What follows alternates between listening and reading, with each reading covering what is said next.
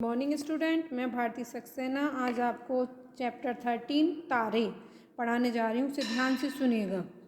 सबसे पहले स्टार्ट करते हैं।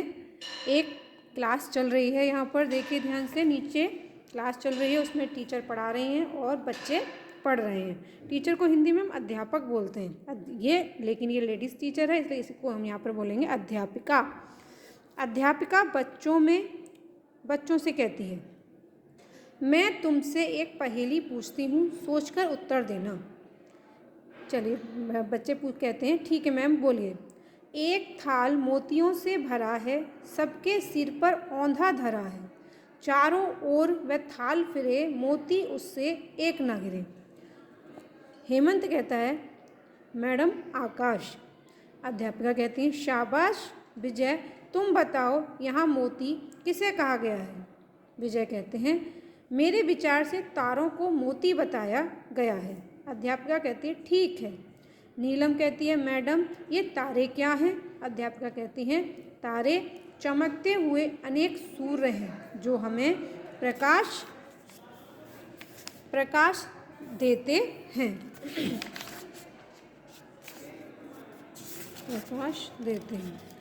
प्रकाश नहीं देते। सचिन कहता है बीच में ही। मैडम सूर्य तो बहुत बड़ा दिखाई देता है, फिर ये तारे इतने छोटे क्यों दिखते हैं। अध्यापिका कहती है इसका कारण यह है कि ये हमसे बहुत दूर हैं। सूर्य ही पृथ्वी से लगभग 9 करोड़ 30 लाख मील दूर है, तारे तो इससे भी कई गुना अधिक दूर हैं। राकेश कहते हैं फिर तो इनका प्रकाश पृथ्वी पर आते आते बहुत कम समय लग जाता होगा। अध्यापिका कहती है हाँ, जो तारा पृथ्वी के सबसे समीप है उसका प्रकाश हम तक लगभग 4 वर्षों में पहुंच पाता है। कुछ तारों का प्रकाश तो अभी हमारी धरती पर पहुंचा ही नहीं है। मैडम इन तारों का क्या लाभ है। अध्यापिका कहती हैं इन तारों से दिशाओं और समय का ज्ञान होता है। हेमंत कहते हैं मैडम हमने ध्रुव तारे का नाम सुन रखा है, आप हमें उसके बारे में बताएं। अध्यापिका फिर कहती हैं प्राचीन कथा के अनुसार राजा उत्तानपाद के पुत्र ध्रुव पर प्रसन्न होकर भगवान उसे ध्रुव तारा बना दिया था। उसके एक और सप्तऋषि मंडल के 7 तारे हैं। हवाई जहाज के चालक ध्रुव तारा देखकर दिशा का ज्ञान प्राप्त करते हैं।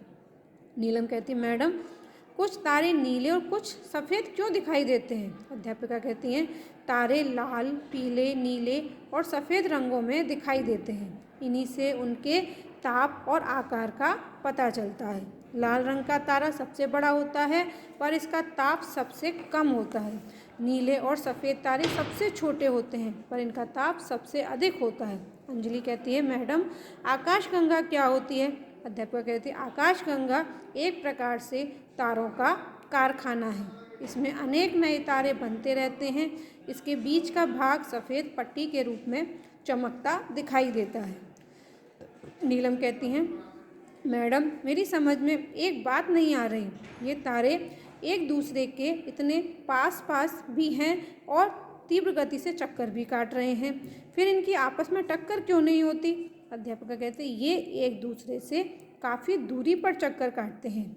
आकाश में उड़ते पक्षी भी हमें एक दूसरे के पास दिखाई देते हैं किंतु वे दूर होते हैं। यही बात तारों पर भी लागू होती है। Okay student.